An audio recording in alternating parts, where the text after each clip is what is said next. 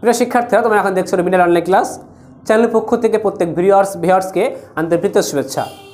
আজকে দ্বাদশ শ্রেণী দর্শনের একটা গুরুত্বপূর্ণ ক্লাস দিচ্ছি, যেটা সবসময় তোমাদের কাজে আসবে এবং তার সঙ্গে সঙ্গে বিএ ক্লাসের ছাত্রছাত্রীদের কাজে আসবেই। বিষয়টি হচ্ছে যে একটি প্রাকল্পিক বচন কখন মিথ্যা হয়। একটি প্রাকল্পিক বচন কখন মিথ্যা হয়। আমি এর আগে একটি বৈকল্পিক বচন কখন মিথ্যা হয়, একটি সংযোগী বচন কখন সত্য হয়, এগুলো দেখে এসেছি।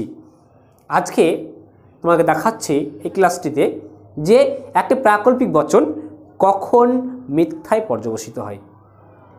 তাহলে আমার বিষয় হলো একটি প্রাকল্পিক বচন কখন মিথ্যায় পর্যবসিত হয়। এটাকে বুঝতে গেলে তোমাকে আগে বুঝতে হবে একটি প্রাকল্পিক বচন তাহলে কখন সত্য হয়, কখন সত্য হয়। তাহলে বুঝতে পারলেই কখন মিথ্যা হয়, অটোমেটিকলি তোমার অ্যান্সারটি পেয়ে যাবে। তো দেখো প্রাকল্পিক বচন কোনগুলি। পি ইমপ্লাই কিউ, এটা একটা প্রাকল্পিক বচন। আমরা অনেকে বলি ইমপ্লাই, অনেকে বলি নাল। পি নাল কিউ বা পি ইমপ্লাইজ কিউ। তো এটা কখন সত্য হয় আমি সত্যগুলো করে নিচ্ছি। দেখো টি টি অর্থাৎ পি যদি টি হয়, কিউ যদি টি হয়, তাহলে পি ইমপ্লাই কিউ হবে টি। যদি এফ হয়, কিউ যদি টি হয়, তাহলেও পি ইমপ্লাই কিউ এর সত্য মূল্য হবে টি। যদি পি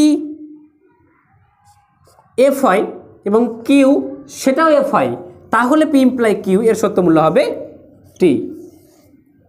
তাহলে দেখো আমি তিনটে ক্ষেত্র পেলাম পি ইমপ্লাই কিউ যেখানে তারা সত্য হচ্ছে, তিনটে ক্ষেত্রে। এবার মিথ্যা কখন হবে? তাহলে মিথ্যা হবে যদি পূর্বগো সত্য এবং অনুগো মিথ্যা হয়।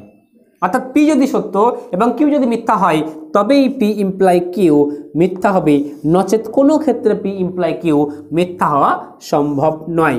তাহলে তোমরা দেখলে যে টি হলো তিনটে ক্ষেত্রে আর এফ হলো মাত্র একটি ক্ষেত্রে।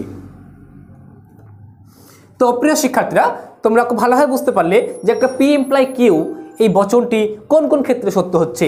তিনটে ক্ষেত্রে সত্য হলো আমি তোমাকে দেখালাম, এবং কোন ক্ষেত্রে মিথ্যা হচ্ছে। যে ক্ষেত্রটা কম সেই ক্ষেত্রটা নিয়েই প্রশ্ন হবে। তখন কখনোই বলবে না যে একটা পি ইমপ্লাই কিউ বচন কখন সত্য হয়, তোমাকে প্রশ্নটাই করবে যে একটা পি ইমপ্লাই কিউ বচন কখন মিথ্যা হয়। আশা করছি ক্লাস দেখার পরে এরকম জাতীয় প্রশ্ন করলে অনায়াসে তুমি 1 সেকেন্ডের বা 2 সেকেন্ডের মাধ্যমে এইরকম জাতীয় প্রশ্নের উত্তর তুমি নিজে নিজে করে নিতে পারবে।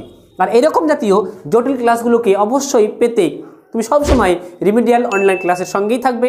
প্রয়োজনে আমি তোমাকে রিকোয়েস্ট করছি যে তোমার কাছের বন্ধুদেরকে কখনোই এই সমস্ত ক্লাস থেকে বঞ্চিত করবে না, তাই তাদের সঙ্গে ক্লাসটিকে শেয়ার করবে। আর নতুন হলে অবশ্যই তুমি সাবস্ক্রাইব করে ক্লাসটি ভালো লাগলে একটা লাইক দেবে। আজ এ পর্যন্ত। Thank you everybody, best of lakh.